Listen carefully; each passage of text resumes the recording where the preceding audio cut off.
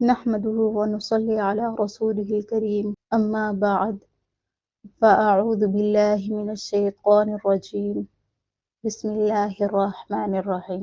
آج کے درس میں ہم اعتکاف کی فضیلت اور اعتکاف کے احکام و مسائل کے حوالے سے جانیں گے کہ اعتکاف کی فضیلت کیا ہے اور مسائل کیا ہیں اور کیا ہمیں کرنا چاہیے، کیا ہدایات ہیں۔ تو اس میں سب سے پہلے یہ جاننا ضروری ہے کہ اعتکاف کی تعریف کیا ہے۔ اعتکاف کے لغوی معنی اپنے آپ کو کسی شے پر روکے رکھنا یا پابند کر لینے کے ہیں، اور اصطلاح شریعت میں کسی کا دنیاوی علائق سے الگ تھلگ ہو کر مسجد کے اندر عبادت کی نیت سے اپنے قیام کو کسی مدت کے لیے پابند کر لینا اعتکاف کہلاتا ہے۔ جیسے لیلۃ القدر کی تلاش اور اس کے حصول کے لیے مسنون قرار دیا گیا ہے۔ اللہ تعالیٰ نے اس کے بارے میں اس طرح اشارہ فرمایا ہے وَلَا تُبَاشِرُوهُنَّ وَأَنْتُمْ عَاكِفُونَ فِي الْمَسَاجِدِ۔ سورہ بقرہ کے اندر یہ آیت موجود ہے، آیت نمبر 187، کہ رمضان کے علاوہ بھی اعتکاف کرنا ثابت ہے، تاہم ماہ رمضان میں اعتکاف کرنا سنت مؤکدہ ہے۔ صحیح بخاری میں ہے کہ رسول اللہ صلی اللہ علیہ وسلم ہر رمضان میں اعتکاف کیا کرتے تھے۔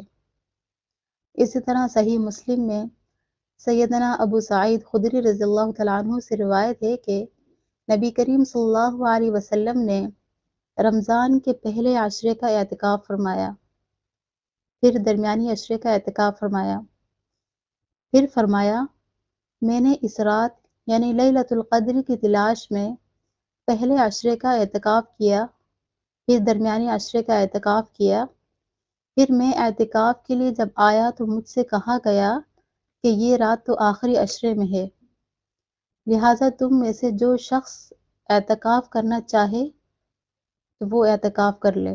اور آپ صلی اللہ علیہ وسلم کے ساتھ آپ صلی اللہ علیہ وسلم کی ازواج مطہرات اور آپ صلی اللہ علیہ وسلم کے صحابہ رضی اللہ عنہم بھی اعتکاف فرمایا کرتے تھے، اور بعد میں بھی اعتکاف کا حکم باقی رہا، منسوخ نہیں ہوا، یہاں تک کہ ازواج مطہرات رسول اللہ صلی اللہ علیہ وسلم کی وفات کے بعد بھی اعتکاف فرمایا کرتی تھی۔ لہٰذا اعتکاف نص اور اجماع کی روشنی میں مرد و خواتین دونوں کے لیے فقط مسجد میں مسنون ہے۔ خواتین مسجد میں ہی اعتکاف کر سکتی ہیں، مسجد کے علاوہ گھر میں اعتکاف نہیں کر سکتی، جس کی تفصیل آگے آئے گی۔ اس کے بعد یہ جاننا ضروری ہے کہ اعتکاف کی فضیلت کیا ہے۔ بالخصوص اعتکاف کی فضیلت میں جتنی بھی احادیث وارد ہیں وہ سند کے لحاظ سے کلام یعنی اعتراض سے خالی نہیں ہیں، لیکن اعتکاف کی فضیلت کے لیے یہی بات کافی ہے کہ امام الانبیاء جناب محمد رسول اللہ صلی اللہ علیہ وسلم نے ہر رمضان پابندی سے اعتکاف فرمایا اور اس کی ترغیب بھی دلائی، اور لیلۃ القدر جو 1000 مہینوں سے افضل و اشرف ہے، اس کے حصول کا بہترین ذریعہ اعتکاف ہے، جس کے لیے اسے مسنون قرار دیا گیا۔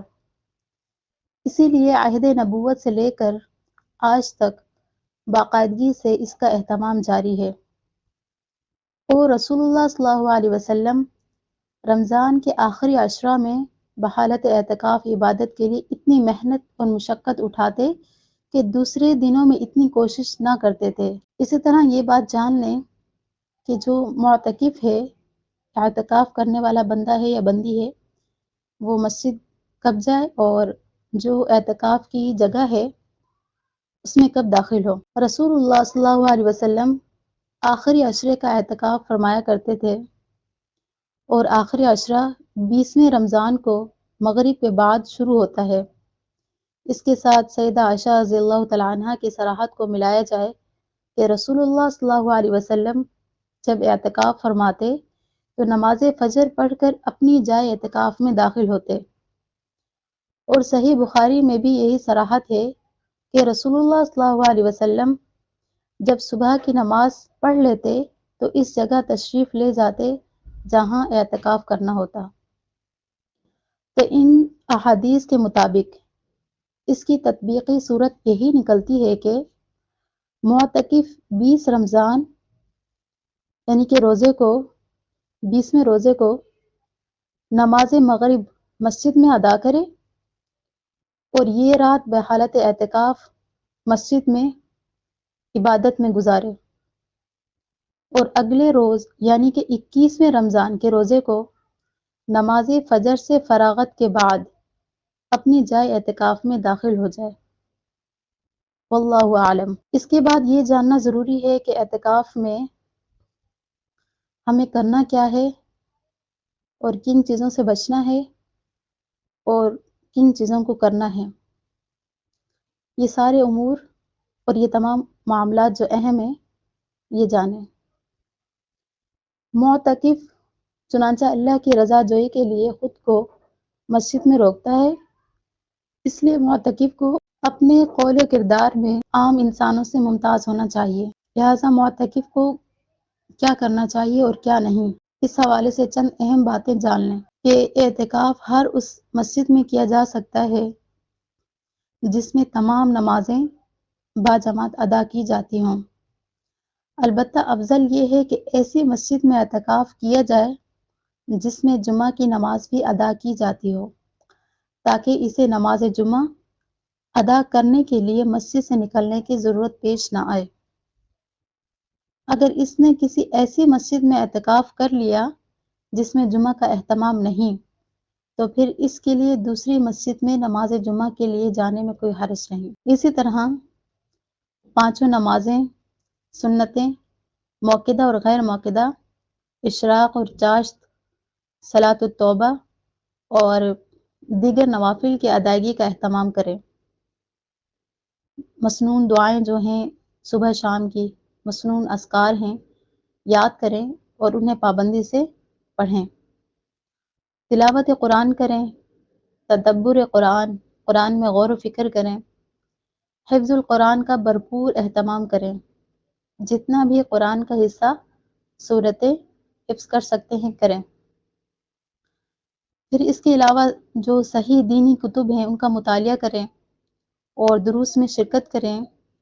روزانہ کچھ وقت علیحدگی میں بیٹھ کر اپنے ماضی حال کا جائزہ لیں، گناہوں کو یاد کریں اور ان پر استغفار کریں، اپنی غلط عادات اعمال سے چھٹکارا حاصل کرنے کے بارے میں سوچیں اور اپنی اصلاح کریں۔ ماضی اور حال کو سامنے رکھتے ہوئے ایک بہتر مستقبل کی پلاننگ کریں۔ جمعرات کی مغرب سے جمعہ کی مغرب تک کثرت سے صلاۃ و سلام کا اہتمام کریں۔ جمعہ کے دن سورہ کہف کی تلاوت کریں، سورہ کہف کی تفسیر پڑھیں۔ جمعہ کے دن عصر کے بعد مغرب تک دعا کا اہتمام کریں۔ سحری کے وقت، روزے کے دوران کسی بھی وقت یا افطاری کے وقت خصوصی دعاؤں کا اہتمام کریں۔ تراویح اور قیام کا اہتمام کریں۔ اسی طرح روایات سے معلوم ہوتا ہے کہ اعتکاف و طاق راتوں کا قیام ایک انفرادی عبادت ہے اور مستقل اپنے خیمہ کے اندر رہنے کا نام ہے۔ اس کے علاوہ کسی مقام پر اجتماعیت نظر نہیں آتی، اس لیے ہمیں ان قیمتی دنوں اور سنہری راتوں کو اجتماعی اعتکاف اور اجتماعی مجالس کی نظر نہیں کر دینا چاہیے۔ رسول اللہ صلی اللہ علیہ وسلم اور صحابہ کرام رضی اللہ عنہم سے اس کی نظیر نہیں ملتی۔ یہاں تک کہ تلاوت قرآن ہو یا نوافل کی ادائیگی وغیرہ سب کچھ اپنے خیمے کے اندر رہ کر کریں، ورنہ اعتکاف کا مقصد فوت ہو جائے گا۔ اسی طرح ساتھیوں سے تھوڑی سی بات چیت کر لینے میں کوئی حرج نہیں، خصوصاً جب کہ اس میں کوئی فائدہ بھی ہو، لیکن بعض لوگوں میں یہ جو رواج پا گیا ہے کہ اعتکاف کرنے والوں کے پاس دن رات آنے جانے والوں کا ایک تانتا باندھا رہتا ہے، اور ان ملاقاتوں کے دوران ایسی گفتگو بھی ہو جاتی ہے جو کہ حرام ہے، تو یہ سب کچھ اعتکاف کے مقصود کے منافی ہے۔ گھر والوں یا دیگر افراد سے ضرورت کے علاوہ بالکل بات چیت، ملاقات وغیرہ سے گریز کریں۔ البتہ اعتکاف کے دوران گھر کا کوئی فرد ملنے کے لیے آئے اور اس سے بات چیت یا ملاقات ضروری ہو تو خیمہ سے باہر نکل کر کریں اور صرف ضروری بات کریں اور پھر واپس اپنے خیمہ کے اندر چلے جائیں۔ حدیث میں ہے کہ نبی کریم صلی اللہ علیہ وسلم اعتکاف میں تھے تو سیدہ صفیہ رضی اللہ عنہا ملاقات کے لیے تشریف لائیں اور انہوں نے آپ سے کچھ باتیں بھی کی۔ تو اسی طرح دوران اعتکاف غسل کرنا جائز ہے، خواہ وہ غسل فرض ہے یا وہ صفائی حاصل کرنے کے لیے کیا جا رہا ہے، تو دونوں صورتوں میں کر سکتے ہیں، جائز ہے۔ اسی طرح سر میں کنگھی وغیرہ کرنا اور ناخن تراشنا، ناخن کاٹنا بھی جائز ہے۔ اسی طرح آرام کے لیے مسجد میں چارپائی بچھانا بھی مباح ہے، صحیح ہے۔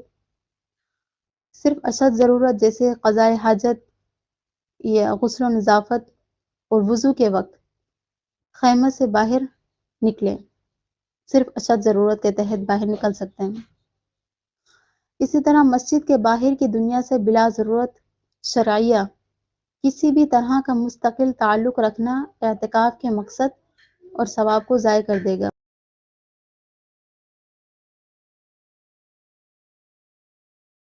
معتکف کن صورتوں میں مسجد سے باہر جا سکتا ہے اور کون سی اقسام ہیں؟ معتکف کے مسجد سے نکلنے کی فقہا نے کچھ اقسام بیان کی ہیں۔ پہلی یہ کہ کسی ایسے امر کے لیے باہر نکلنا جائز ہے جس کے بغیر شرعاً یا طبعاً چارہ نہ ہو، مثلا نماز، جمعہ اور کھانے پینے کے لیے نکلنا، جبکہ کوئی اور لانے والا نہ ہو۔ اسی طرح بول و براز اور وضو غسل کی حاجت کے لیے بھی نکلنا اس کے لیے جائز ہے۔ اور اسی طرح کسی ایسے کام کے لیے جو اعتکاف کے منافی ہو، مثلاً گھر جانے کے لیے، خرید و فروخت کے لیے، اور بیوی سے جمع وغیرہ کے لیے نکلنا جائز نہیں ہے، خواہ اس نے اس کی شرط عائد کی ہو یا شرط عائد نہ کی ہو۔ اسی طرح دوران اعتکاف کسی بیمار کی تیمارداری بھی نہیں کی جا سکتی، ہاں اگر گزرتے ہوئے بلا توقف کسی بیمار کا حال چال پوچھ لیا جائے تو یہ جائز ہے۔ اسی طرح معتکف کو مسجد سے باہر جنازہ میں بھی شریک نہیں ہونا چاہیے۔ اگر مسجد میں کوئی جنازہ آ جائے تو اس کے پڑھنے میں کوئی حرج نہیں ہے۔ مسجد میں اعتکاف اور غیر اعتکاف ہر حال میں کسی بھی طرح کا کاروباری تعلق، بات چیت، خواہ براہ راست ہو یا کسی واسطے سے ہو، فون کے ذریعے ہو یا انٹرنیٹ کے ذریعے، یہاں تک کہ میسج کے ذریعے ہی کیوں نہ ہو، نہ صرف مسجد کے تقدس کو پامال کرتا ہے بلکہ رسول اللہ صلی اللہ علیہ وسلم کی بد دعا کا مستحق بناتا ہے، کاروبار میں نقصان اور خسارہ کا ذریعہ ہے، اور اعتکاف کے مقصد اور ثواب کو بھی ختم کر دیتا ہے۔ لہٰذا دوران اعتکاف کاروباری دنیا سے مکمل قطع تعلق لازمی ہے۔ اسی طرح مسجد میں غیر دینی اصلاحی باتوں کے علاوہ آواز بلند کرنا، جھگڑا کرنا، فضول بحث و مباحثہ کرنا نہ صرف یہ کہ حرام ہے بلکہ گناہ کبیرہ ہے اور مسجد کے تقدس کو پامال کرتا ہے۔ لہٰذا مسجد اور اعتکاف کے آداب اور تقدس کا خیال رکھیں، ورنہ یہ آپ کے اعتکاف کو برباد کر دے گا۔ اگر کوئی آپ کو مسجد میں جھگڑے یا آواز بلند کرنے پر اکساتا ہے تو اس صورت میں کیا کریں؟ اس صورت میں سب سے پہلے اللہ کی رضا اور مسجد کے تقدس کی خاطر خود پر کنٹرول کریں، پھر مکمل اعوذ باللہ پڑھیں، اس جگہ کو چھوڑیں۔ اگر آپ خیمے میں ہیں تو باہر مسجد میں، اور باہر ہیں تو خیمہ میں چلے جائیں اور وہاں جا کر نماز اور ذکر و اذکار میں مشغول ہو جائیں۔ جو اعتکاف میں نہیں وہ نماز سے فارغ ہو گئے ہوں تو مسجد، اگر معتکف ہوں تو اپنے خیمہ میں چلے جائیں۔ اسی طرح موبائل کے استعمال کے حوالے سے چند اہم باتیں نوٹ کر لیں، سمجھ لیں کہ رنگ ٹون جو ہے موبائل کی وہ چینج کر لیں، جو تصاویر ہیں، گانوں اور غیر شرعی فضول ویڈیوز سے موبائل کو پاک کریں، 10 دن کے لیے مستقل سائلنٹ پر کر دیں، نعمت کا فائدہ اٹھاتے ہوئے جائز استعمال کریں، کہ فارغ وقت میں کثرت سے قرآن کی تلاوت سنیں، اور وہ بھی خیمہ کے اندر ایئر فون وغیرہ لگا کر سن لیں، اور موبائل پر چند ضروری بات چیت، اور جو بات چیت کرنی ہو موبائل پر جو ضروری بات ہو خیمہ سے باہر آ کر کریں۔ اور اسی طرح social media, WhatsApp, Facebook اور ٹویٹر وغیرہ ان 10 دنوں کے لیے مستقل ان چیزوں سے اجتناب کریں، مکمل اجتناب کر لیں۔ اسی طرح اختتام اعتکاف کے موقع پر دھوم دھام سے اعتکاف سے نکلنا اور تصاویر وغیرہ اتروانا بھی ناجائز اور حرام ہے۔ اسی طرح خواتین کے لیے چند ضروری ہدایات ہیں کہ خواتین کیا کریں۔ سب سے پہلے تو خواتین کے لیے مسجد کے علاوہ گھر میں اعتکاف کرنا ثابت نہیں، لہٰذا اعتکاف کی خواہش مند خواتین صرف مسجد میں ہی اعتکاف کر سکتی ہیں، جیسا کہ ازواج مطہرات رسول اللہ صلی اللہ علیہ وسلم کی زندگی میں اور آپ صلی اللہ علیہ وسلم کے وفات کے بعد کیا کرتی تھی۔ خواتین کے اعتکاف کے لیے غیر شرعی یا غیر شادی شدہ کے لیے اپنے سرپرست اور شادی شدہ کے لیے اپنے شوہر سے اجازت لینا شرعاً واجب ہے، جس کے بغیر خواتین کا مسجد میں اعتکاف جائز نہیں ہے۔ اجازت لینا اپنے سرپرست سے، اگر وہ غیر شادی شدہ ہے، اپنے باپ بھائی جو ان کے سرپرست ہیں، یا شادی شدہ ہیں تو شوہر سے اجازت لینا واجب ہے، بغیر ان کی اجازت کے اعتکاف جائز نہیں۔ اسی طرح مسجد میں خواتین کے اعتکاف اور دیگر واجبی ضروریات کو پورا کرنے کے لیے باپردہ اور اطمینان بخش انتظام کا ہونا ضروری ہے۔ اعتکاف سے متعلقہ جو عمومی ہدایات اور احکام مردوں کے لیے ہیں، وہی خواتین کے لیے بھی ہیں۔ جو ابھی پہلے بیان ہوئے جو احکام، مسائل اور ہدایات جو بھی ہیں، جو مردوں کے لیے ہیں وہی خواتین کے لیے بھی ہیں۔ دوران اعتکاف اگر کسی خاتون کے مخصوص ایام شروع ہو جائیں تو اس کا اس حالت میں مسجد میں رہنا حرام ہے، لہٰذا اس کا اعتکاف ختم ہو جائے گا۔ اور اگر اعتکاف کے اختتام سے پہلے مخصوص ایام ختم ہو جائیں تو دوبارہ اعتکاف جاری کیا جا سکتا ہے۔ یہ یاد رکھیں اور خبردار رہیں کہ مسنون اعتکاف کی تعریف و مقاصد آپ سے مذکورہ تمام باتوں کا تقاضا کرتے ہیں، لہٰذا انہیں اچھی طرح ذہن نشین کر لیں، ذہن میں بٹھا لیں اور ان کی عملاً پابندی کریں۔ آخر میں دعا ہے کہ اللہ تعالی ہم سب کو صحیح معنوں میں اپنی عبادات کو سر انجام دینے کی توفیق عطا فرمائے۔ آمین۔ وآخر دعوانا ان الحمد للہ رب العالمین۔